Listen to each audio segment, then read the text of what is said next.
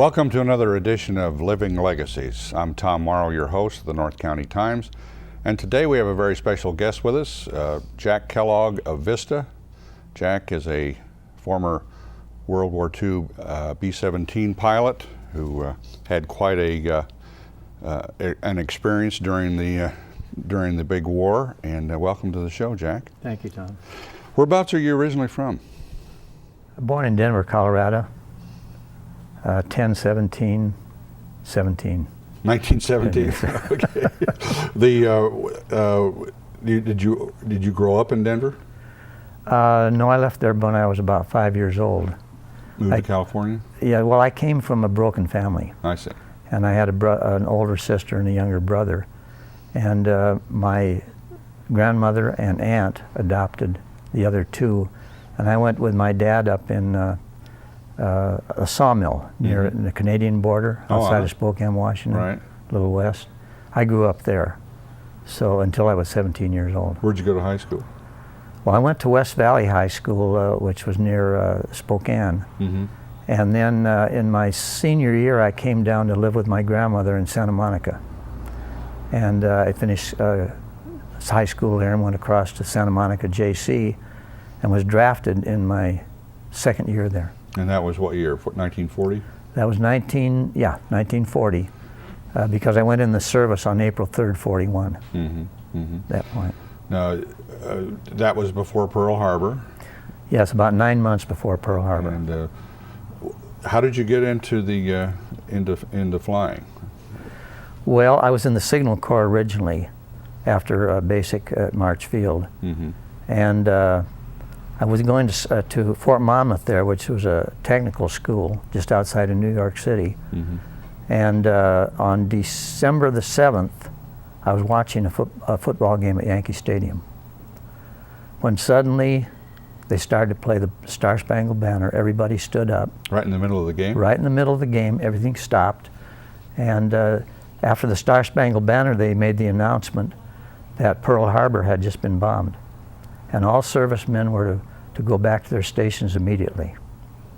Well, I didn't, because I was in a school. So that's where I was on D-Day. So how did you get into the flying unit? Did you apply for officer candidate school, or how did that happen? No, there was a big demand for cadets, flying cadets at that time, due to the terrible losses in Europe, and they needed replacements. So I thought, well, I'll give it a shot, and I went up and took the physical and mental. I was at Hammerfield, Fresno, when I took that, and they put you on a waiting list.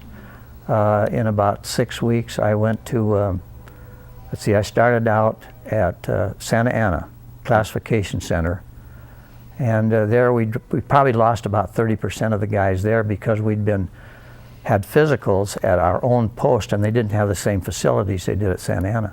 So we lost about 30%. It's always tougher. That second physical is always tougher. Oh yeah, well, very tough. So I graduated out of Santa Ana, went to King City in the Salinas Valley for primary, over to Gardner Field, Taft for basic. What did you fly in basics? Basics, we flew BT-13As. That's a single engine. Yeah. I believe we've got a picture of you standing in front of one, don't we? Yes, we have that picture. Yeah. And from there to Luke Field, Arizona. It wasn't, Luke was a long ways from Phoenix in those days, wasn't it? It was a lot, yeah. Huge open spaces in between. Yeah, of course, now it's surrounded by city. Surrounded by city, like Glendale and Peoria and that sort of thing. I wouldn't even recognize it, no. How long were you at Luke? Luke was about 3 months. So that was a fighter base. You were trained as a fighter pilot, right? Absolutely. Have you time for a little story about that one? Well, yeah, very quickly though. Okay, a lot of your life to tell. Okay, I was assigned to when I graduated to a B-17, which was stationed at Ephrata, Washington. I'm a fighter pilot. I went up the next day, met the pilot in front of the airplane. He said, "What do you think?" And I said, "It's awesome." Sort of frightening. And he said, "Well, where did you graduate from flight school?" I said, "Single engine school, Luke Field, Arizona." He said, "Well, you're going to have a lot to learn. We've got 2 months to go before combat. For instance, if we get in trouble over there and we lose 2 engines, could you help me?" And I said, well, I'm not qualified for twin engine, but if we lose 3, I'll bring you home. 2 months after you got assigned to a B-17 squadron, you're in Europe flying? 2 months afterwards. Well, with a little delay en route, but that's another story. But they issued you the plane in the States and you flew it across the water? Yes, we picked that up. You went to Italy, right? Went to Italy. And you were doing bombing runs into Central Europe? Central Europe, occupied Europe, yeah, 7 different countries. Now I know that you made how many missions? Shot down on our 38th. 38 missions. 38. You're only supposed to fly 25. How come you got those extra missions? That's in England, Tom. 50 in Italy. And Is that right? 50, but sometimes 2 for 1. Why was it that the Italian theater had more flights than the British? Actually, the way they worked that, any target in Italy was sort of a milk run. If you left Italy and went to another country, you got 2 for 1. Oh, I see. So times over the target would be like England, about 26 times over the target. I see. Okay. So, well, we know that you got shot down, but let's talk about some of those runs that you made just before that. You were on the infamous P.O.W. oil field. Tell us about that one. Well, first of all, P.O.W. was one of the most heavily defended targets in Europe. What was P.O.W.? P.O.W. was oil refineries, oil fields. They produced 40% of the total German fuel. Where was it was in Romania. Romania. Not too far from Bucharest. Very heavily defended because you can see if they lost the oil, they lost the war. So fortunately, we went on the high level one, about 27,000 feet. It wasn't too bad for us because they hit the B-24s were not as heavily defended as the B-17s, and they always went for the B-24s. And there was a plurality of 24s on that mission, and so we got back pretty well. Good shape. Was that just one mission that you flew over? Just one, and one's enough for a lifetime. Now, tell me about the shuttle runs. The shuttle runs came shortly after the P.O.W. raid. We were briefed to go to Mirgorod, Russia, which is in the Ukraine. And the strategic purpose was, we went June 4th, 2 days before, the D-Day? D-Day. And 1944. And the object was to pull the German fighters off the French coast, so that that would alleviate some of the problems. So you'd fly out of Italy. Whereabouts in Italy? Amendola on the Adriatic Sea. You'd fly out of there and fly over, bomb. And yes. Where would you be bombing? We bombed a marshalling yard in Romania, and then went on to and landed in Mirgorod. That's where you refueled and we refueled. Reloaded on armaments. Yeah, we refueled, but we also went one more mission to Hungary on an airdrome, and then came back to Russia, and then flew on out. I see. And so you made one operation out of Russia and then back. Yeah, we had. And then made another bombing run, flying back to Italy. We hit 3 targets, and we supported the Russian army. And what mission were you on when you got shot down? Black Hammer, Germany, synthetic oil plant, July 7th, 1944. Kind of sticks in your mind.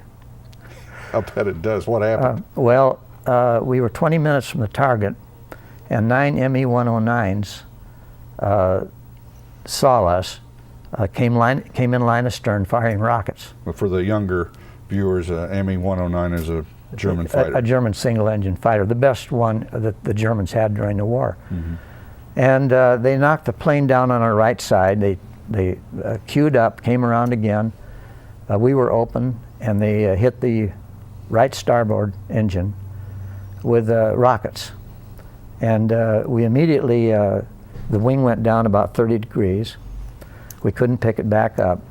We turned back towards Italy, flew about 20 or 25 minutes, and approached the ground at about 6,000 feet, about 700 feet a minute. And where were you over? What country? Slovakia at that point. That was before Czechoslovakia? Yeah, before they split into republics. About where we went down was about 40 miles from Vienna, northeast of Vienna. Austria. And we all bailed out safely.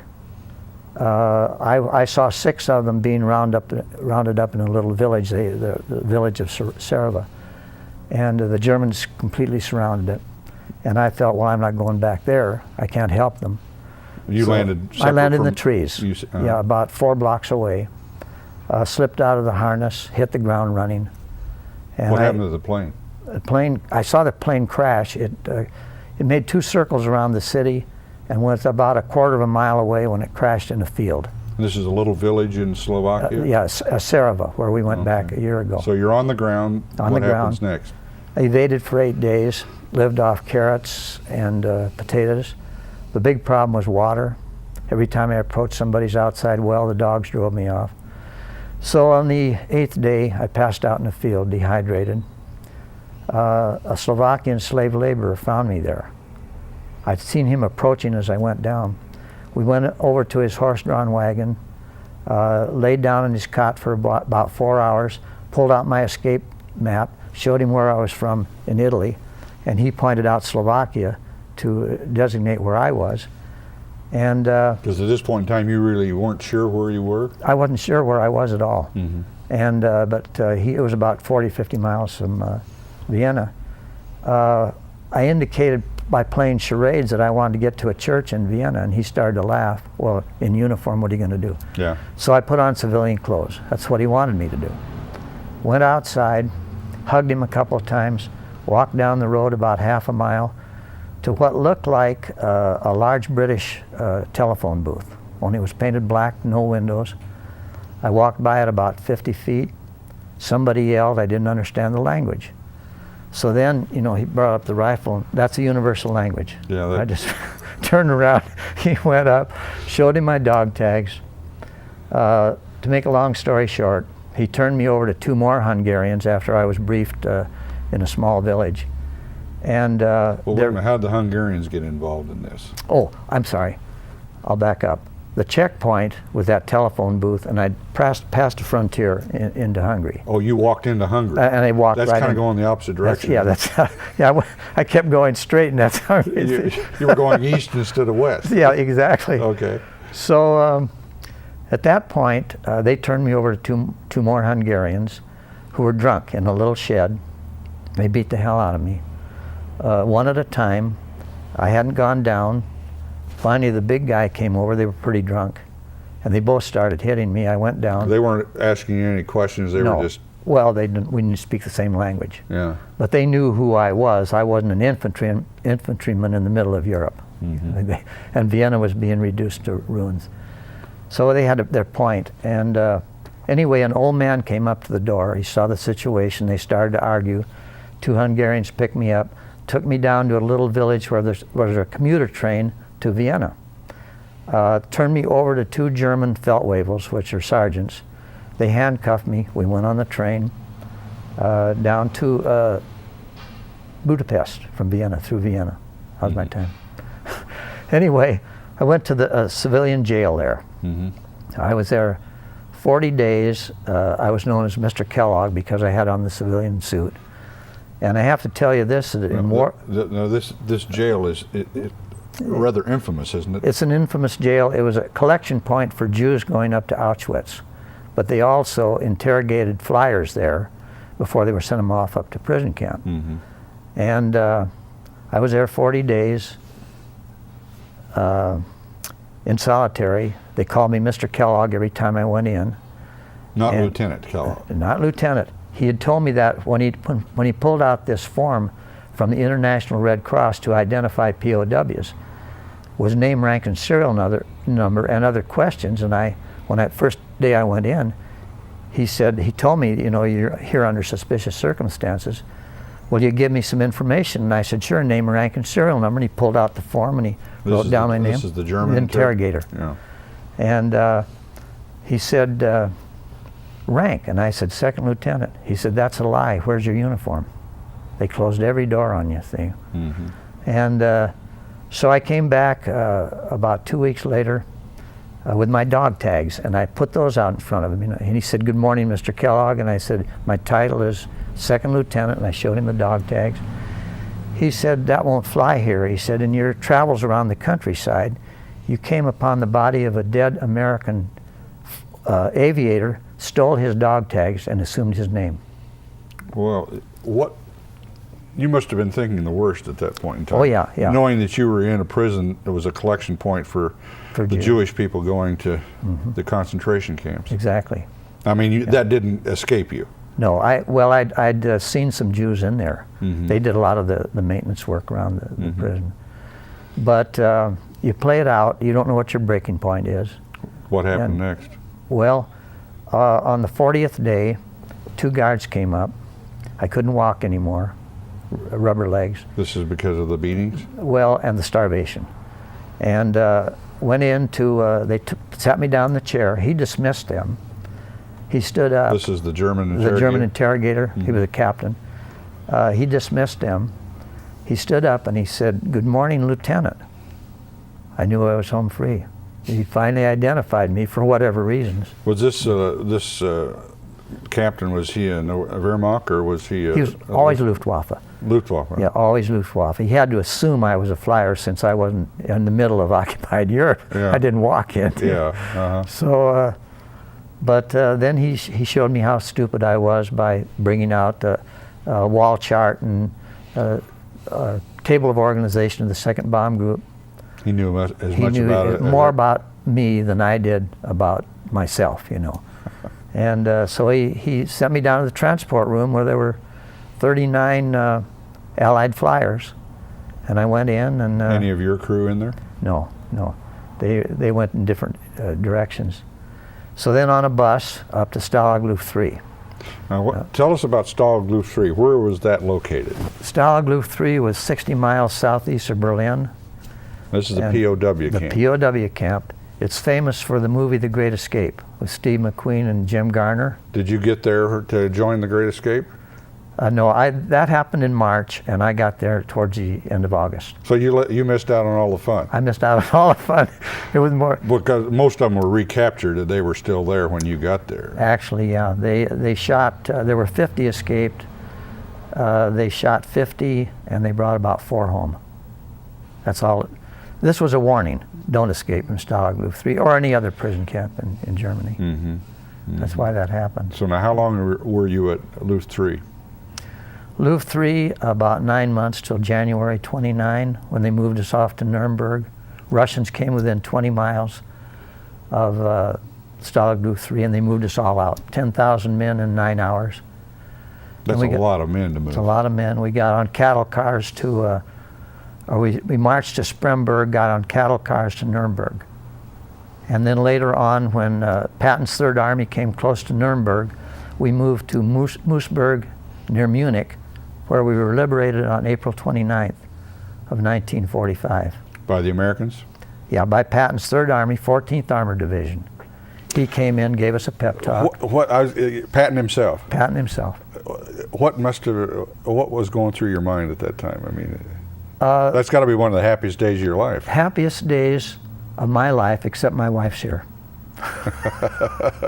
Yeah, you better qualify that one, Jack. I have to qualify. If she's not here, it was. But that was that had to have been a great moment. Yeah. Oh, that's the most. It is. It's a tremendous moment. Now this was an Allied POW camp. You weren't there. It wasn't just Americans. Yes, they brought all the POWs from all over Germany down to what they called the Redoubt area. 150,000 of us were there when Patton came in.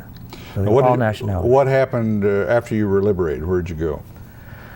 They took us out in about 3 days to Landshut, Germany, where I picked up this oxygen meter off a 262.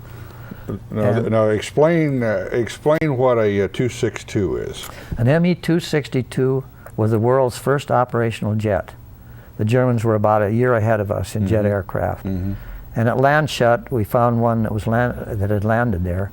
And we just mobbed that thing, and I reached in between a few guys and pulled this off, and it was the oxygen meter. This is your souvenir from that plane. That's a